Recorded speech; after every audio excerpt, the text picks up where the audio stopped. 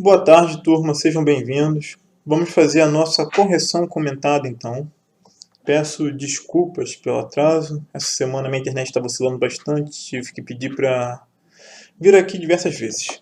Mas então, vamos lá. Começando, então, pela primeira questão, que eu pedi para vocês fazerem de química. Ele vem falando o seguinte: a busca da simplicidade dentro da complexidade da natureza levou John Dalton a propor o seu modelo de átomo, tendo como base as razões das massas dos elementos que se combinaram para formar compostos. A hipótese atômica que contraria o modelo proposto por Dalton é... Então vamos lá, gente. O que você tem que lembrar quando você fala de Dalton? Quando você falou de Dalton, o modelo atômico por ele proposto, é do átomo uma bolinha maciça, indestrutível, indivisível. Uma bolinha completamente minúscula, a menor parte da matéria ali, né? Que seria o átomo. Ele é indestrutível, você não tem como quebrar, não tem como destruir, também não é indivisível, não tem como dividir ele. E o que Dalton pensava? Que quando você tinha um átomo simples, né? Por exemplo, o átomo simples de hidrogênio, o átomo simples de oxigênio, quando você combinava esses dois átomos, formava um átomo composto, uma substância composta, um composto. Mas só que você poderia pegar esse composto e quebrar novamente nos átomos simples. Então você não formava um átomo simples novo, formava apenas um composto novo, vindo dessa organização, desse rearranjo dos átomos simples. Então o que a gente tem aqui? Vamos lá, letra A. Uma transformação resulta em novos átomos. Não, são novos compostos, que nem eu acabei de falar.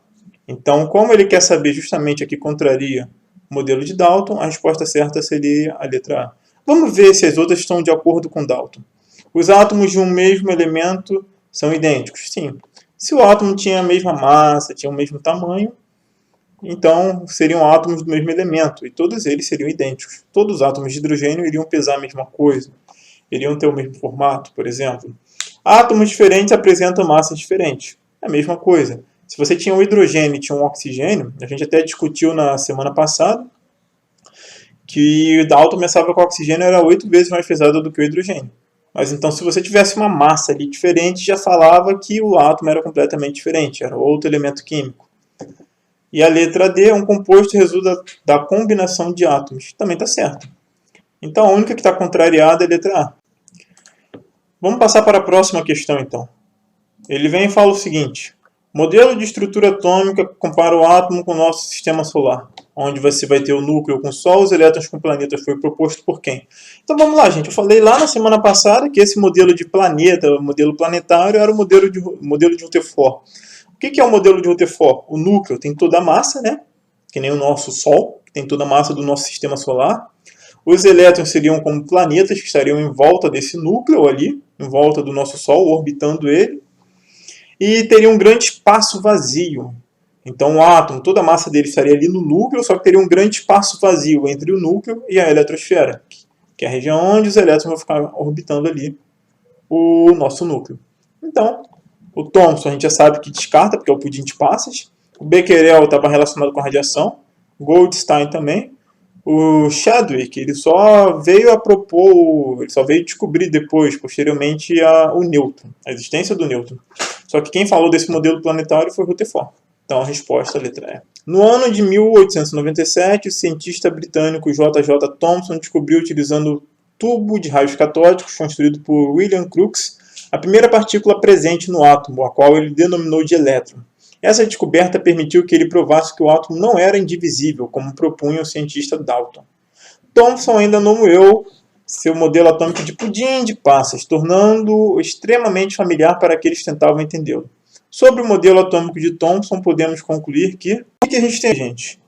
Ele está falando aqui, ó, ele quer saber no que praticamente consistia o modelo do pudim de passas. A gente já sabe que no modelo de pudim de passas de Thomson, você teria ali o átomo como se fosse uma esfera, né, carregada positiva, e teria cargas negativas grudadas nela, porque a gente sabe que o átomo é neutro.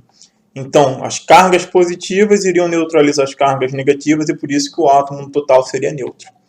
Os elétrons ali, então, seriam como se fossem as gotinhas de chocolate ou as frutas cristalizadas que você tem no seu pudim, e aquela carga positiva seria como se fosse o nosso pudim, que, como eu já falei também em sala de aula, o pudim de passas lá daquela época, lá na região também do Dalton, do Dalton não, do Thomson era parecido com panetone. Então, o pão ali do seu panetone, meio gelatinoso, seria o seu átomo, né? E com carga positiva, esférico, enquanto os elétrons seriam as gotas de chocolate, se você gosta de chocotone, ou as frutas mesmo cristalizadas, se for o panetone. Então, ficaria grudado ali naquela carga positiva. Então, a resposta certa é a letra B. As cargas negativas estão distribuídas homogeneamente por todo o átomo. Sim. Por que não pode ser a letra A? O núcleo atômico ocupa um volume mínimo no centro do átomo. Isso daí é mais a ideia de Rutherford, que é Rutherford que fala do volume do átomo, daquele modelo lá planetário. Os elétrons são distribuídos em órbitas fixas, também é Rutherford. Os átomos são esferas duras, do tipo de bola de bilhar, essa ideia de Dalton. Os elétrons são espalhados aleatoriamente no espaço ao redor do núcleo. Núcleo também, como já falei, é só no modelo de Rutherford que vem a surgir.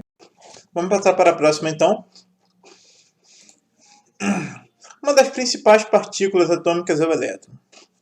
Sua descoberta foi efetuada por J.J. Thomson em uma sala do laboratório de Cavendish, na Inglaterra.